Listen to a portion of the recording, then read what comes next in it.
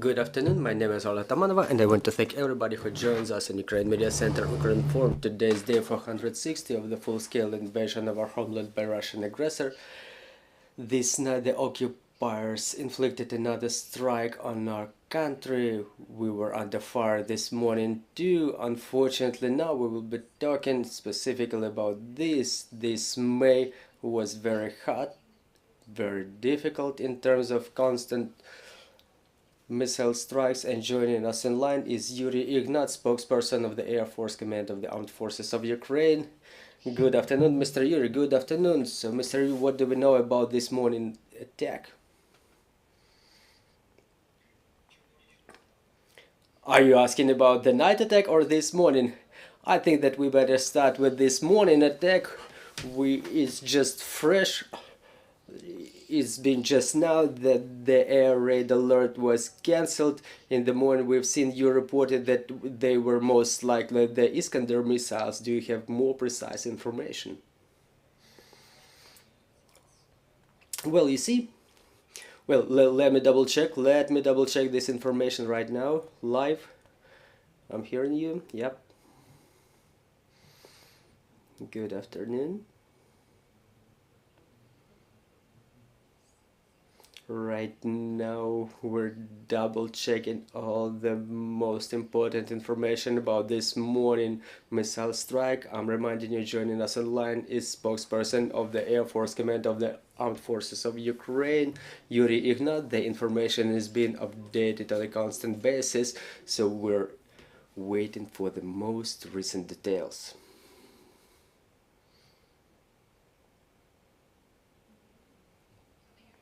Mr. Yuriy, are you back with us? Yes, I apologize that there was a prompt news from the command. So, talking about the night attack. There were cruise missiles and Shahed drones launched around us, and it's not a morning attack that happened recently, but closer to the midday, the enemy used Iskander class missile. There are two types of missiles that the enemy uses. Iskander K is a cruise missile and Iskander M is a ballistic missile. Both of them are launched from the operational complex Iskander, but Iskander K, it flies with the speed of up to 900 kilometers along the landscape as any cruise missile, making turns, maneuvers, just as it is said by its program. And Iskander M is a ballistic missile that falls from the atmosphere from above. It's called the ballistic trajectory. It goes to the stratosphere and then it falls on its target with a bigger speed. Another ballistic missile is a Kinjal missile. It's a cruise missile, but it falls on the target by a ballistic trajectory like X-22. So the time to react to the air raid alert was shorter than usual when their missiles were flying from the Caspian Sea basin. It takes like hour or hour and a half, as it was happening during the night. So the time between the interval between the air raid alert signal and the incoming missile is longer. So the enemy was using Iskander, and we understand that they were preparing this strike for a long time. The missiles were launched from the northern direction. Iskander M flies quite quickly. It's a matter of minutes to get to the shelter, and this is why the interval between the strike and the air raid alert signal was so short, and the regions that were covered by the air raid alert signal is the zone of damage, the potential zone of damage that can be inflicted by that missile. So how many missiles did we down? At least 10 missiles were launched. Of those times that I mentioned, Iskander K and Iskander M, no, the information is being double-checked. Maybe the commander-in-chief will post this information on their official webpage, but I can generally say that the work was successful. Well, we want to thank our air defense forces. Is the threat still on? Well, you know, it's difficult to say whether the threat is still on, because in May the enemy keeps inflicting strikes almost on a daily basis. You've heard our infographics probably that during this night there were 37 cruise missiles and more than 20 Shaheds downed. So you cannot forecast the actions of the crazy Muscovites. I cannot do that. We have to be prepared. We have to just reset our air defense complexes, air defense systems. We don't know about their capacity so far. We know that the high precision weapons are in deficit in the enemy's side. So yesterday during the Kiev day, you remember how many Shaheds were destroyed. Obviously they maintain their situational allies who continue supplying loitering drones to them, because we see that there were a lot of them used during these days lately. Mr. Yuriy, will it be correct to say that this May is a record in terms of number of attacks, and the missiles and drones used, the frequency and intensity of the strikes? I would rather say that yes, they intensified their attacks. We were quite intensely attacked in the period of autumn and winter.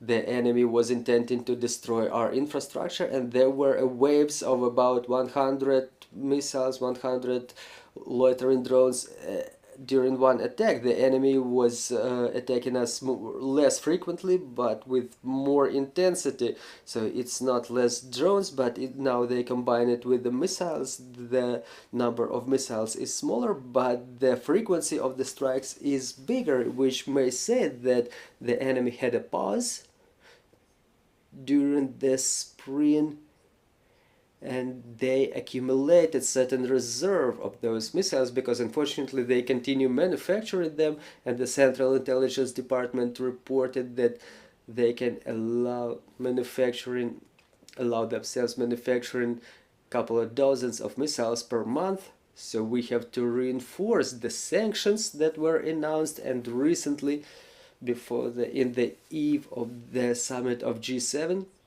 another sanction package was announced by a number of countries, which included different businesses, legal entities, and individuals who help Russia to increase their arsenal, the lethal arsenal. So the sanctions may help in termination of manufacturing and to influence Russian economy in general.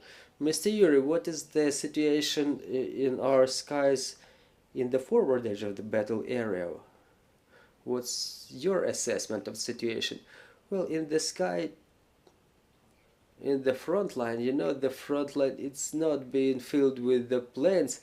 Sometimes it's just the fighter jets who approach the forward edge, both ours and enemies. The aircraft work on a distance from the forward edge of the battle area and away from the state border of the equator of the controlled by Ukraine. Well, the S-300 missiles, they keep working launched from the ground systems. The enemy uses guided aviation missiles and guided aviation bombs. There are dozens of strikes taking place on a daily basis by the enemy. There is no some specific intensification, but this is something that's going on a daily basis. The enemy tries to exhaust our land forces by their airstrikes, and our task is to down the most number of air targets possible. Recently we downed 2 Su-35 aircraft, the air defense forces worked quite efficiently. Well, there was an information recently that the attack that was going on recently, that our air defense forces downed all of the missiles that were incoming to Kiev. Can you either confirm or debunk this information? Well, we've just talked about this, that this information is about to be published in our official web resources, what was the exact number of missiles and what was the number that was downed, so you will be able to see that information in the page of the Commander-in-Chief. Dear colleagues, if you have any questions on the floor, please go ahead. Well, we don't have any questions, so I want to thank you for joining our broadcast. Sorry, we're having questions there. Sir, thanks very much for your time. What can you tell us about the targets of today's attack? Were they military? Were they civilian? Were they military targets in civilian areas, perhaps?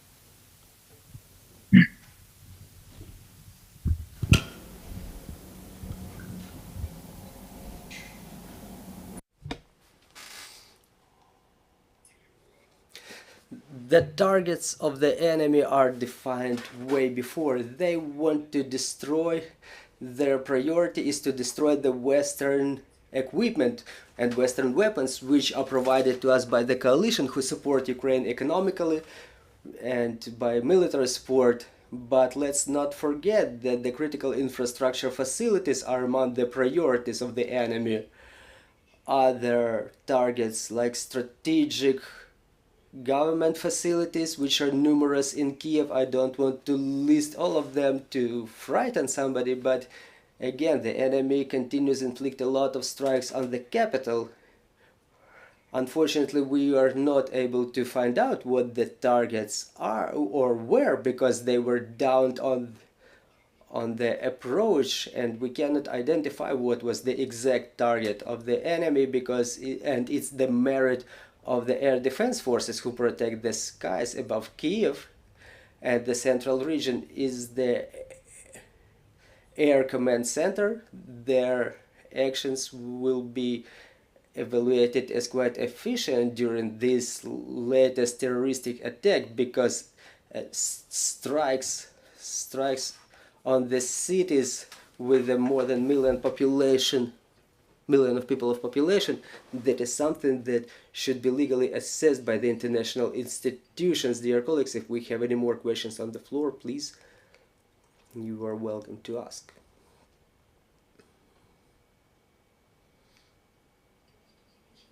We seem not to have any more questions on the floor. I want to thank you for joining our broadcast. I'm reminding you, joining us was Yuriy Ignat, the spokesperson of the Air Force Command of the Armed Forces of Ukraine, and now our team is working on the schedule for tomorrow, so stay tuned and thank our armed forces work together for our victory, and glory to Ukraine. Так, дякую, виключаюсь.